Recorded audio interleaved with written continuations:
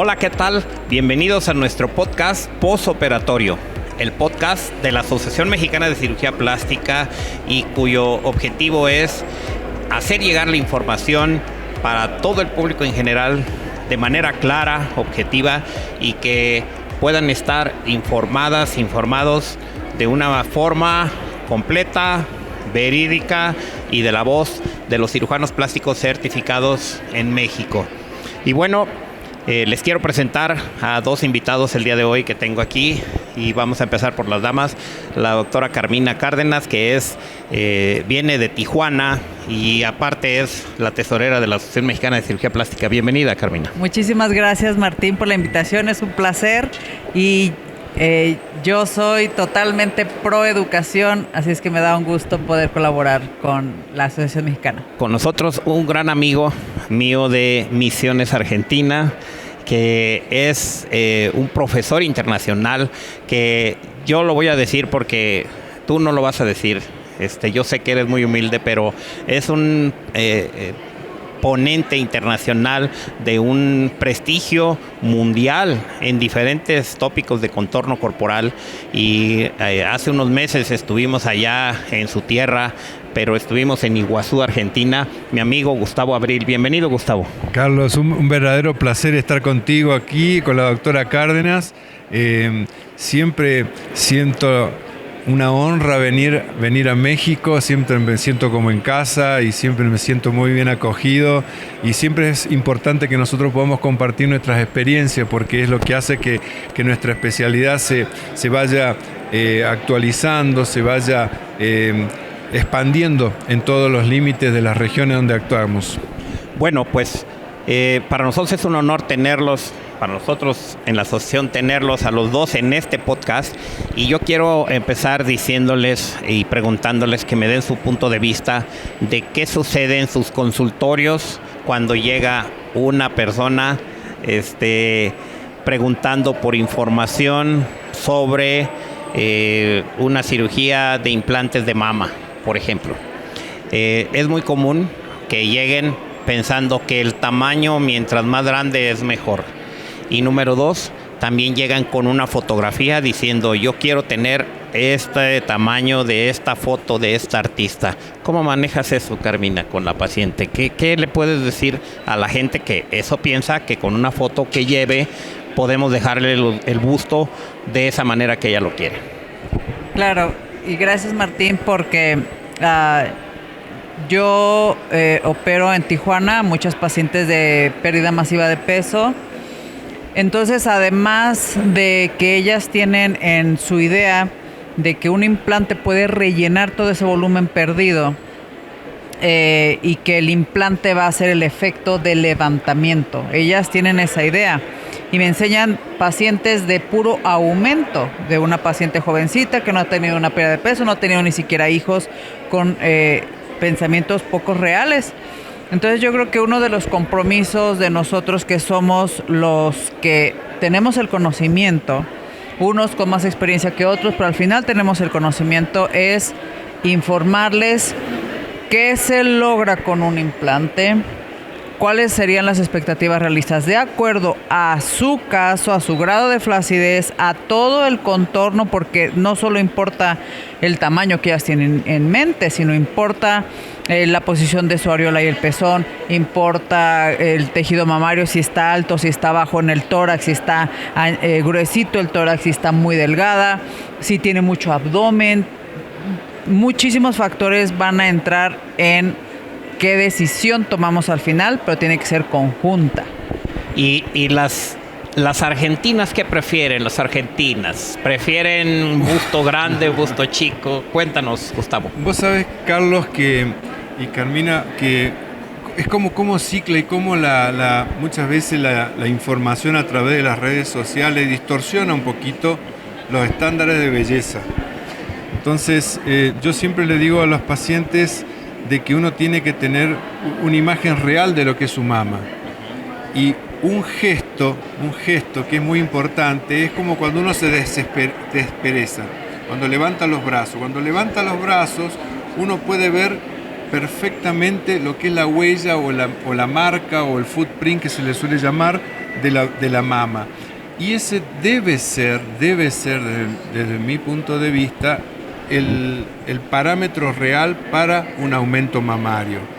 Todos aquellos aumentos mamarios que franqueen los límites de la mama distorsionan la naturaleza y la belleza de la mama. Entonces, así como hemos pasado de tener hace muchos años atrás, hace 30 o 40 años se ponían implantes muy pequeñitos, se han llegado a poner implantes enormes, pero no desde nuestro punto de vista que sea algo bello para la paciente. Se tiene que ajustar a la realidad de cada paciente. Y la realidad de hoy en Argentina, Martín, es que la paciente está buscando tener una mama más acorde a su contextura física. ¿Qué pasa en Tijuana con este concepto? Porque está cambiando, o sea, cada vez más muchísimo buscan volúmenes. Hay más gente que se dedica al ejercicio, Carmina, claro, y es más fit y claro, no quiere un volumen. Es medio difícil ver a alguien fit con un volumen grande. Gracias. Como que buscan eso, sí, ¿no? Totalmente. Y ahorita, pues Tijuana está influenciado, yo creo que como gran parte del mundo, por lo que está sucediendo en Estados Unidos. Y ahora la tendencia en Estados Unidos, que es una tendencia mundial, es a reducir volúmenes y la cirugía mamaria de aumento, inclusive reducción con tus propios tejidos. Entonces ya ahora es más y más común en mi práctica que me pidan, me puede hacer un levantamiento sin implantes, me puede hacer un aumento sin implantes usando mi propia grasa. Puedo tener una reducción mamaria y usar mis propios tejidos, pero quiero redondez, pero sin implantes. Entonces, ahorita es como que estamos volviendo a la naturalidad. Ahorita decías, Gustavo, a ¿verdad? las personas fit. Y ahorita es mucho a cómo no introduzco a mi cuerpo nada que no le pertenezca. Extraño, Si exacto. todo, entonces, hay mucho esa tendencia en Tijuana. Yo honestamente la agradezco. Pero bueno, hay para todos los gustos también. Ahora, Gustavo, lo que comenta Carmina de la armonía y del levantamiento y el tamaño, el volumen, ¿qué pasa cuando una paciente llega y te dice, doctor, yo quiero que me quite mama y que me ponga un implante y que me levante los tejidos? ¿A qué va mi pregunta? Porque hay mucha gente que está viendo este podcast y que está escuchando el podcast, sobre todo, que tiene la idea de que a mí quíteme y póngame para que se me vean bonitas. ¿Es válido eso? Porque te lo pregunto porque cuando yo hice mi residencia, a mí me enseñaron que aumentar, que si poníamos un implante era para aumentar, que si querían menos la mama era reducción. Y que se podía combinar el levantamiento con el aumento, con la reducción. Pero ahorita como que las pacientes traen esa percepción de que quíteme y póngame. Bueno, hay algo que también tenemos que tener en cuenta. Volvemos a lo de las redes sociales y la información y la comunicación. Por eso es tan importante este podcast de la Asociación Mexicana de Cirugía Plástica, porque es de educación, comunicación y comunicación fidedigna. Y cómo hay efectos. ¿Recuerdas el efecto Angelina Jolie? Sí. ¿No es cierto? Sí, claro. Que con fines oncológicos, porque tenía un gen que era el BRCA1, BRCA2, que es patognomónico de pronosticar cáncer de mama o desarrollar un cáncer de mama, ella hizo ese tipo de intervención. Ahora, no quiere decir que cualquier paciente tiene que venirnos a imponernos que le retiremos tejido y le reemplacemos por un implante, porque tampoco es favorable realizarlo. Hay quienes lo realizan indudablemente, pero yo creo que tenemos que ser muy cautos. Si la paciente tiene algún elemento que nos hace pensar que oncológicamente va a tener a futuro un cáncer de mama y está estudiada genéticamente, es lo adecuado. Yo creo que sí hay que hacerlo en esos casos. Fuera de esos casos hay que remitirnos a lo que comentaba Carmina, o sea, hay que ser práctico, honesto y cuidadoso de la naturaleza de los tejidos que la paciente tiene propios, utilizarlos en la medida de lo posible a los tejidos propios y en algunas circunstancias reparadoras o reconstructivas. Digo reparadoras por lo que mencionaba Carmina con respecto a lo que es la cirugía posbariátrica, y reconstructiva, por las cuestiones oncológicas o de malformaciones, utilizar los implantes. Y aquí quiero nada más agregar algo, que no podemos nada más pensar o planear con lo que está pasando en este momento, con la edad que tienen en este momento, con lo que ahorita piensan o creen que es lo bello para ellas, lo idóneo, lo que está trending, lo que está de moda. ¿Qué va a pasar en 20 años cuando Exacto. ya les hicieron una resección del 80, 70, 60, no sé, del porcentaje de tejido mamario? Y si esa paciente en el futuro hace cualquier tipo de reacción, sea, no sé, mental o más emocional o es real y se lo tiene que quitar. Tal cual. Tenemos nosotros que empezar a ser los primeros que guiemos a la paciente. ¿Y qué pasa en 20 años que te tengas que quitar ese implante y te quedas solo con el 20 o el 30% de tu tejido mamario? Tal cual. Así es. Ahora, ya que estamos en el tema de quitarte el implante, ahorita que lo mencionaste, es algo muy común que lo vemos en los chats de cirugía plástica de todo el país, porque igual que en Argentina, de repente hay pacientes que abren un chat y se van sumando gente, o en las redes sociales un grupo, y de repente se maneja información que no es tan exacta, porque en esos chats no hay ningún cirujano plástico. Bueno, habrá sus excepciones, sí. pero no la hay como tal para hacer un retiro masivo. ¿Qué opinas de eso? No, yo creo que por ahí hay algunos influencers que se suben a alguna situación en particular y la hacen masiva, como si fuera, mejor dicho, como si fuera masivo. Yo creo que hay circunstancias especiales que los llevan a que a determinados pacientes opten por retirarse los implantes después de pasado un periodo determinado de años.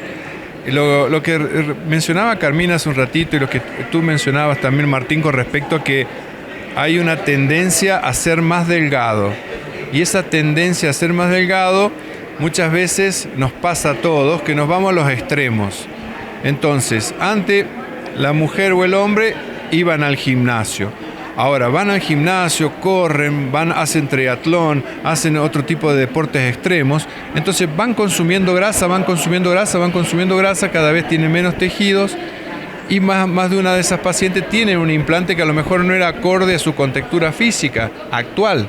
Entonces puede acudir. O está en Ozempic. Claro, o está bajo esos tratamientos. Entonces, que opte por retirárselos no está mal, pero que no se entienda como que hoy nos ponemos todos de acuerdo y nos retiramos todos los implantes, porque no es la realidad. Y en Argentina, así es. Eso va y viene en las redes sociales, Martín. Vos sabes que las redes sociales son incontrolables. Sí, así es. Entonces, como son incontrolables, hay que tener mucho cuidado de la veracidad de la información que están transmitiendo.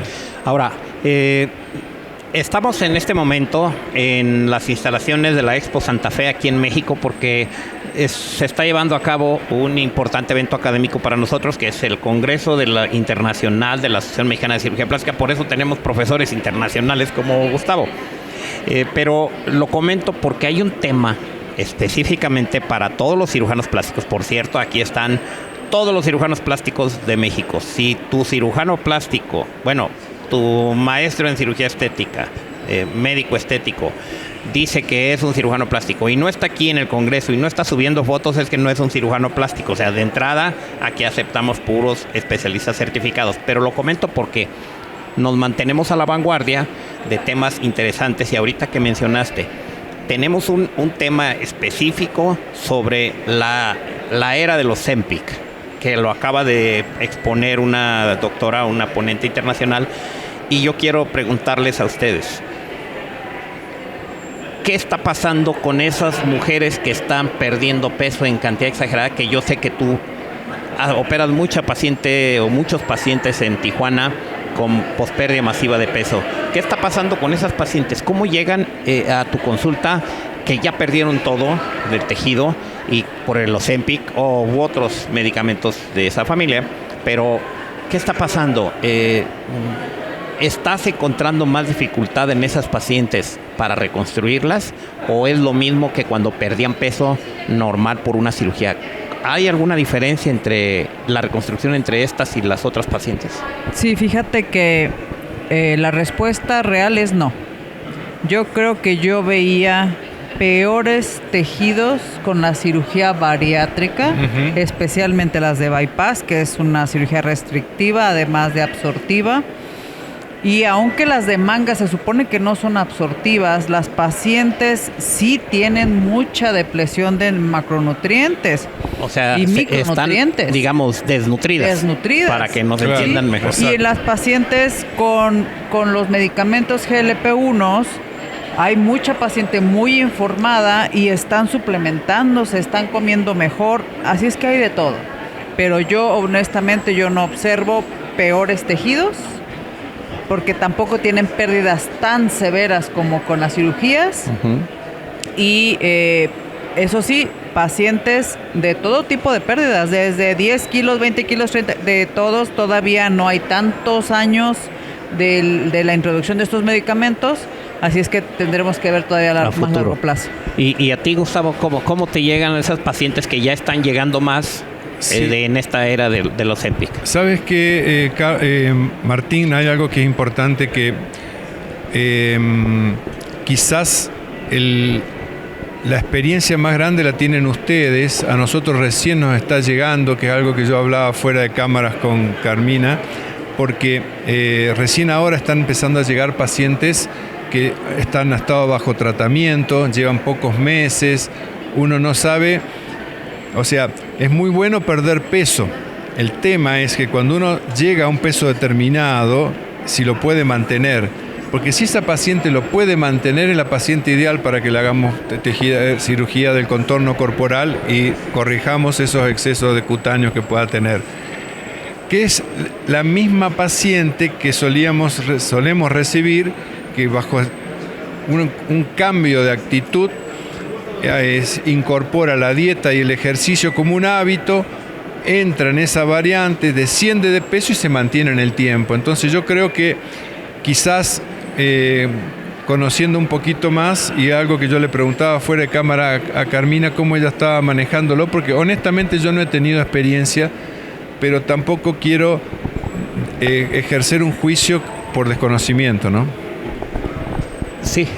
Yo solo quería agregar que también nosotros tenemos un par de años apenas viéndolo, observando este fenómeno, pero gratamente el paciente mejor informado, más cuidado, pero también el paciente, nos pasa mucho, yo creo que a usted también, que el paciente posbariátrico que reganó ahora está en GLP-1 y vuelve a bajar. Entonces es un doble o un triple daño a los tejidos. Paciente de pérdida masiva de peso con triple daño, tejidos más flácidos, más difícil la reconstrucción. Seguro que ahora, sí.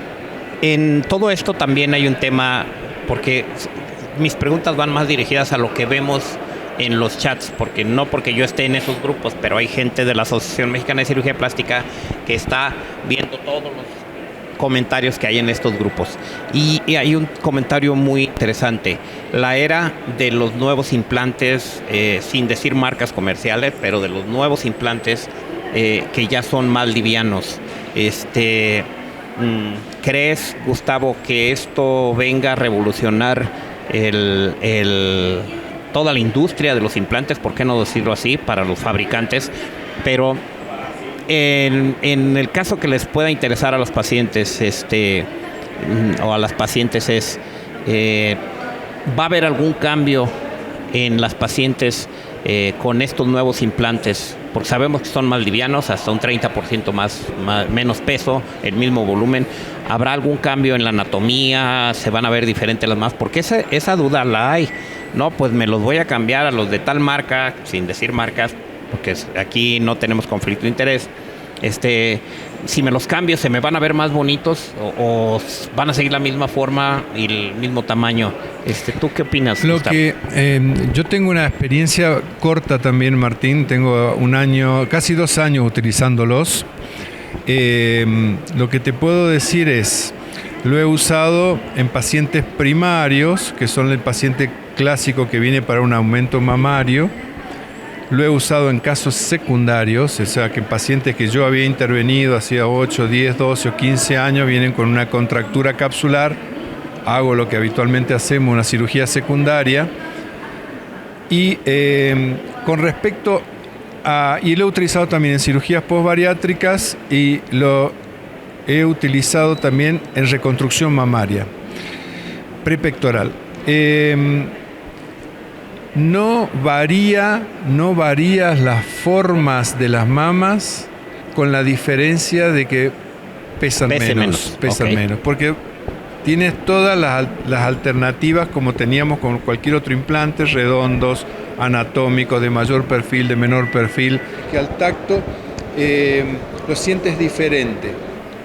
¿Sería un factor a considerar como una ventaja esos implantes que son más livianos para aquellas pacientes que tienen muy dañados sus tejidos si lo fueras a colocar por arriba del músculo? Porque las opciones son por arriba o por abajo en el dual plane. Sí. Pero ¿crees tú que pueda ser una ventaja si hablamos del peso en este caso?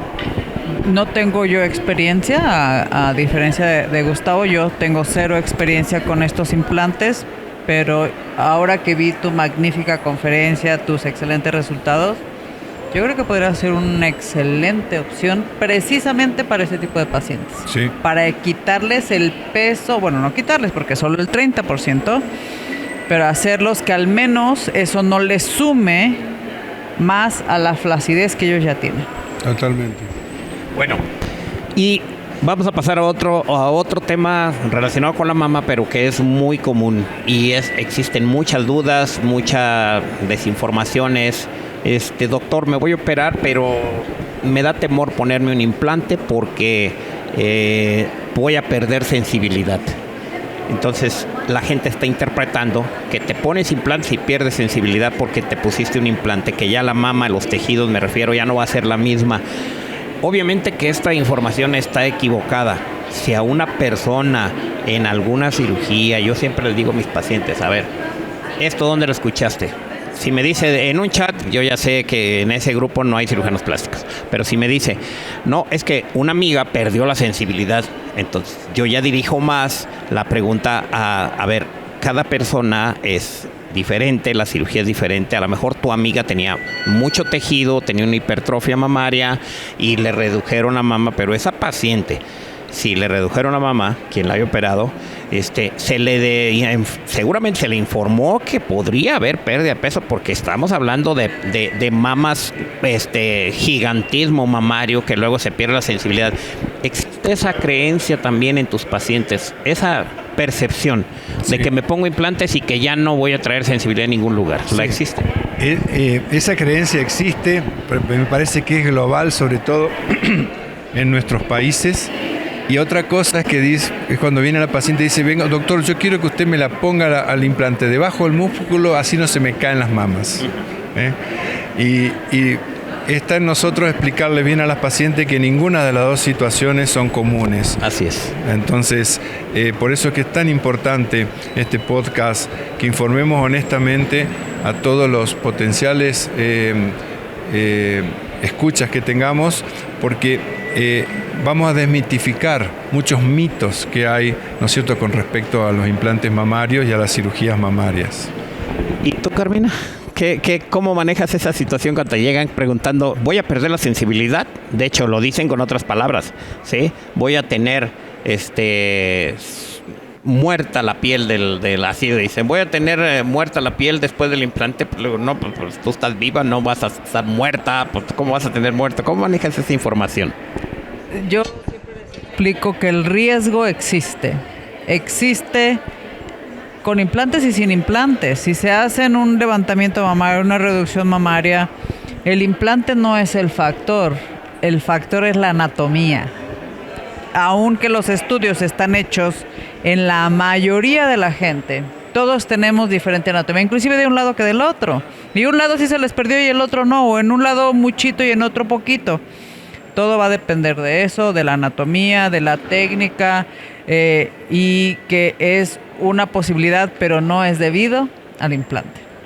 Ahora, con esto y ya para punto de ya casi despedirnos porque el tiempo se acaba, desafortunadamente se va rápido en estos temas, que a mí me agrada siempre conversar con gente como ustedes, que son colegas y que son muy, muy prestigiosos y que tienen una amplia experiencia y que yo los veo allá en los temas donde hemos compartido un podium y de repente me toca coordinar un tema y digo, ¿qué le pregunto a Gustavo después de cuando tengo que ser moderador de algún tema?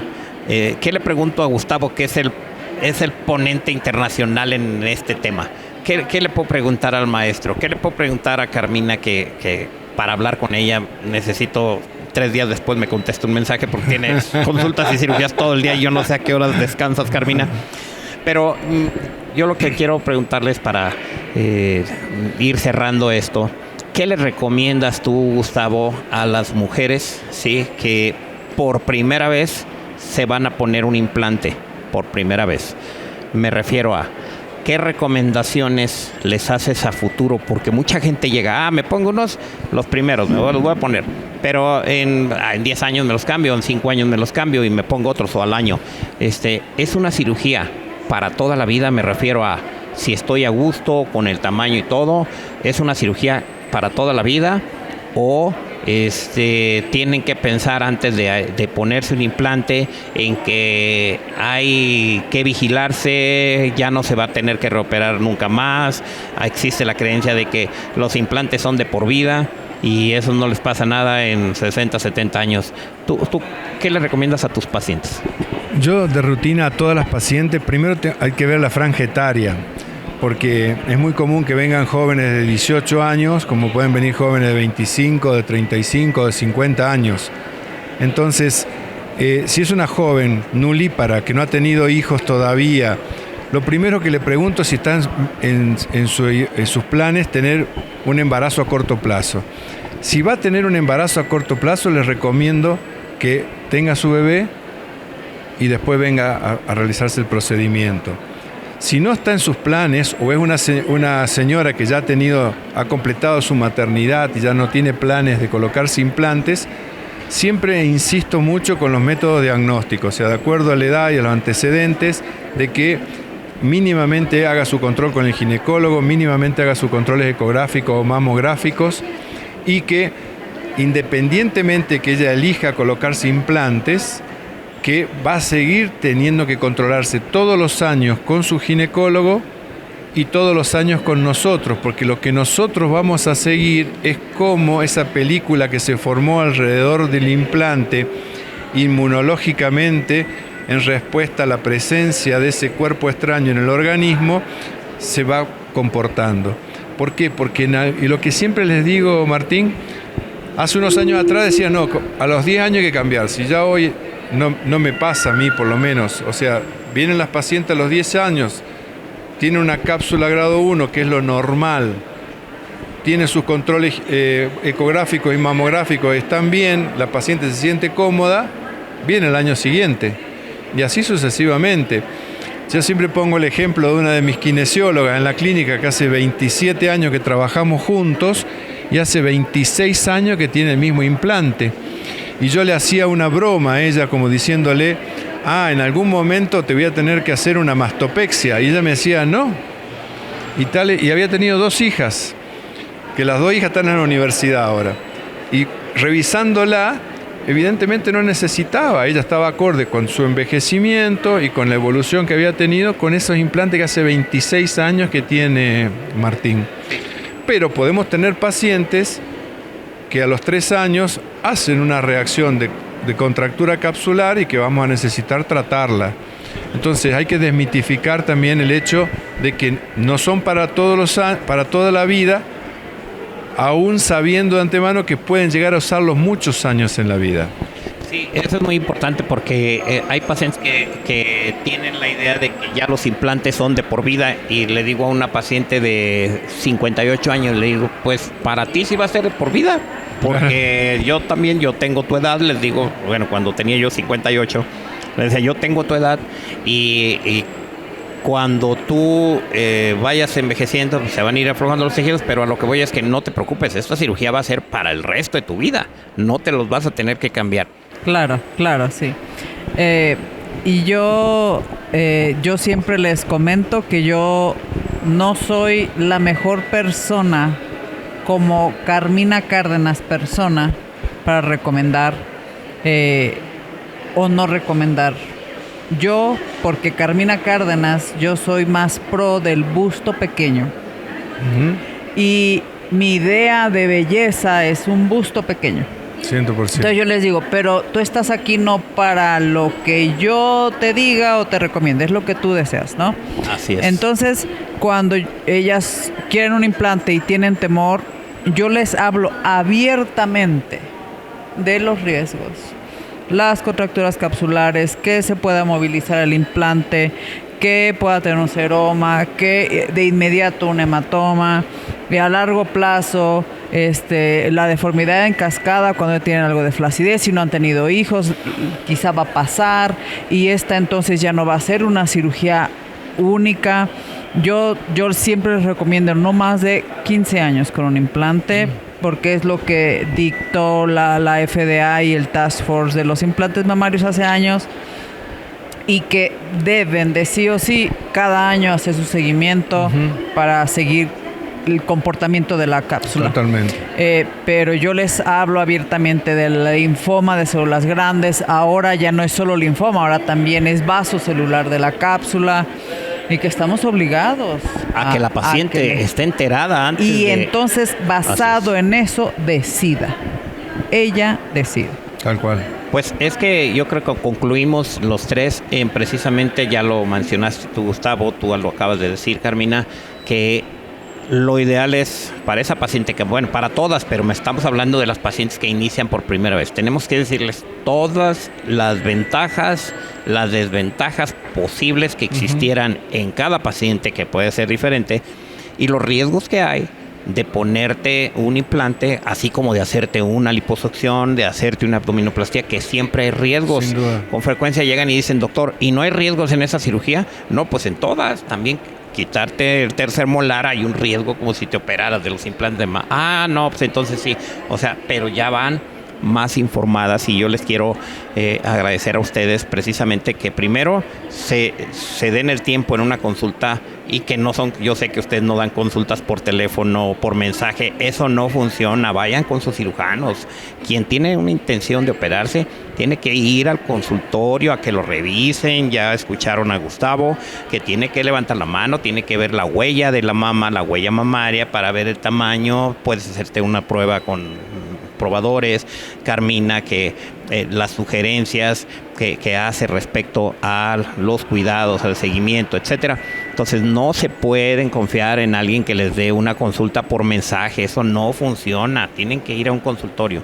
Y yo sé que ustedes invierten el tiempo en orientar a las pacientes de esa forma, con esos detalles en las cirugías, y que estoy seguro que tanto en Tijuana, ¿sí?, las pacientes que van contigo ahí, porque sé que tienes muchos pacientes de Estados Unidos además, y las pacientes de todo el rumbo del norte de Argentina, que van contigo, que desde Buenos Aires hasta Misiones, Argentina, yo sé que están informadas si se van a operar con cualquiera de ustedes, y que de alguna manera conocen los posibles riesgos, y que no hay una tendencia a ya me tengo que quitar los implantes. Se les habla con toda la información, ustedes lo acaban de decir, y pues no me resta más que decirles muchas gracias por estar aquí, estar participando en este podcast, pero sobre todo orientando a la gente que escucha y que ve este tipo de mensajes informativos que estamos dando a la Asociación Mexicana de Cirugía Plástica hacia las pacientes.